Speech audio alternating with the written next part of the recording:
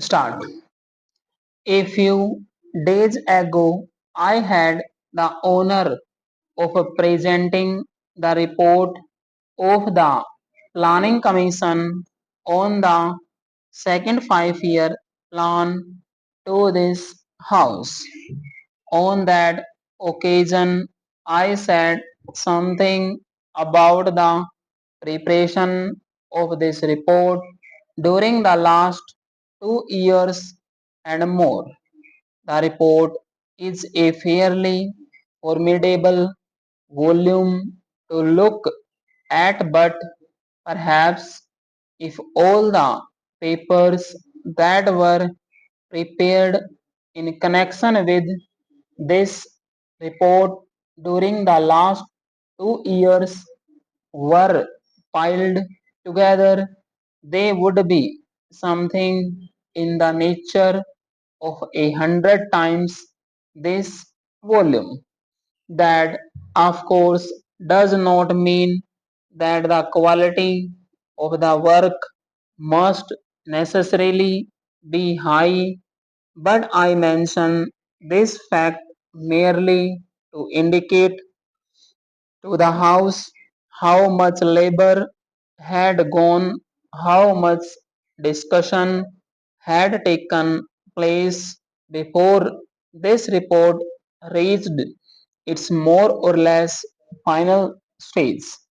In a subject like planning, I do not know what honorable members of this House I think, but to me, who is no expert but who has been connected with thinking and discussion about planning for the last many years, I found my own mind expanding and always fresh avenues coming into view, and there is no end to the process.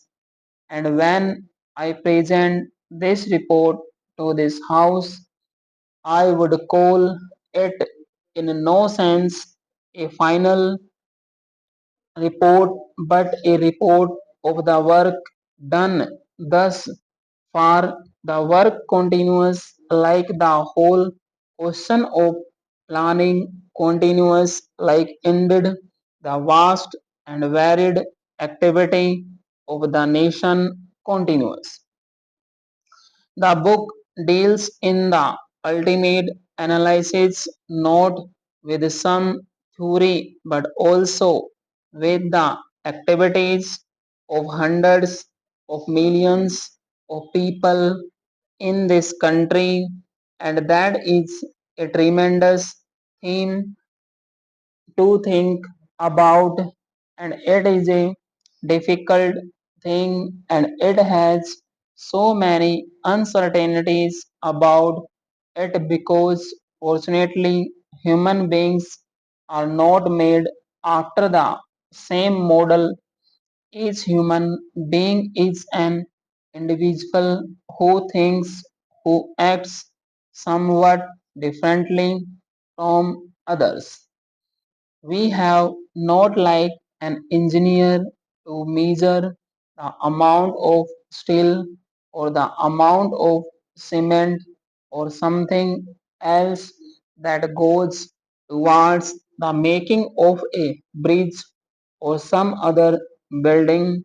One can wag and say exactly what the tensions and the strength are. Human beings being different, we cannot lay down any hard and fast rule about it that 100 or 1,000 human beings will produce this or that result, and therefore this uncertain and fascinating factor comes in, which makes human beings more important than other things in this world.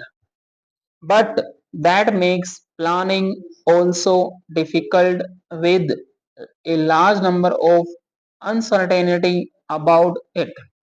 That would be so at any stage, but more so at this stage in our country and in the world when everyone who looks around is conscious of revolutionary happenings, changes continuously taking place almost in any respect, but if I may say so, most of all in regard to technology, the changes in technology and technology ultimately affects human occupations, human life, the social structure.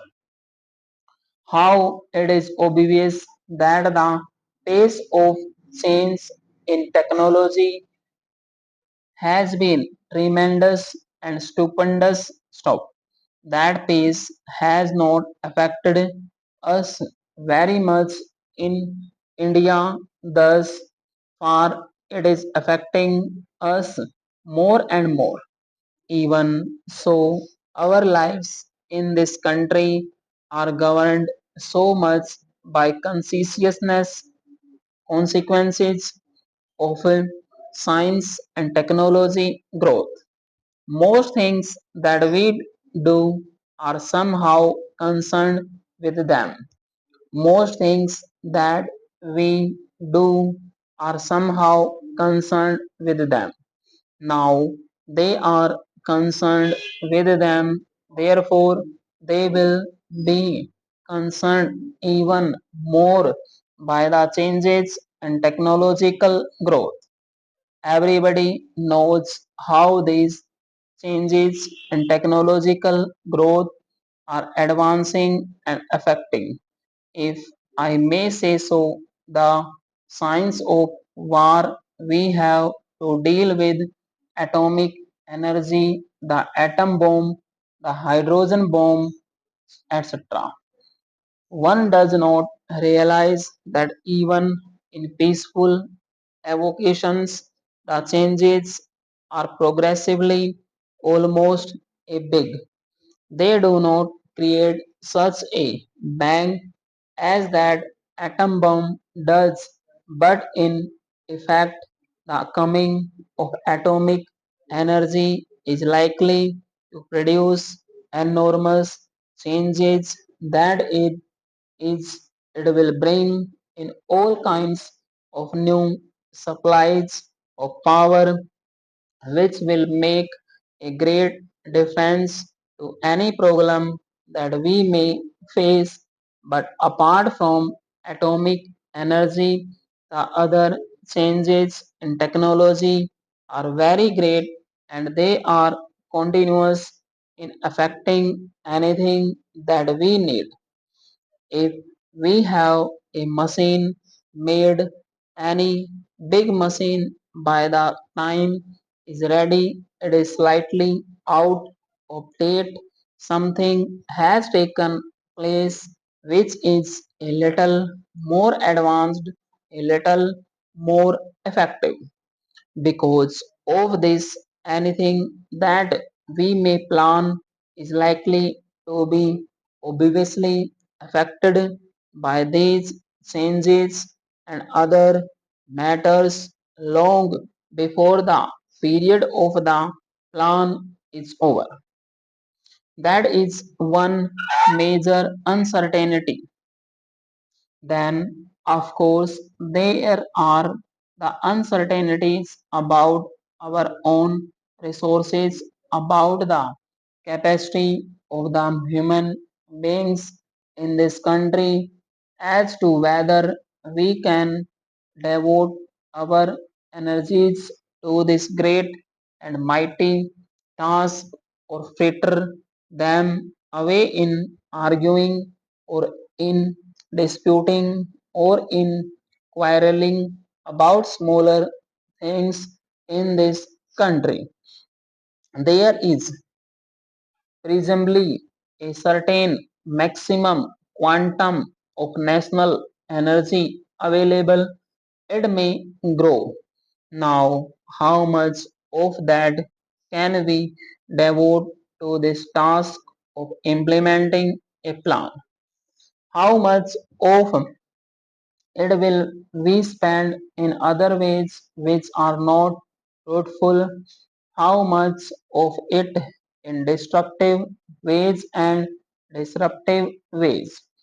All these are uncertainties, and we have seen even in the past few months enough of national energy being, if I may say so, with all respect, not only wasted but doing a great deal of harm to the sense of national unity, national purpose of work together.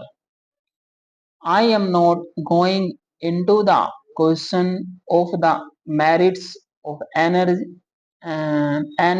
matter, but it is obvious that we have to undertake a very great task because we start from somewhere near the bottom level of economic advance. Ours is a country which, in terms of per capita income, is very low down in the scale of other countries. We have evidence of technical achievements, and there are many great schemes at work.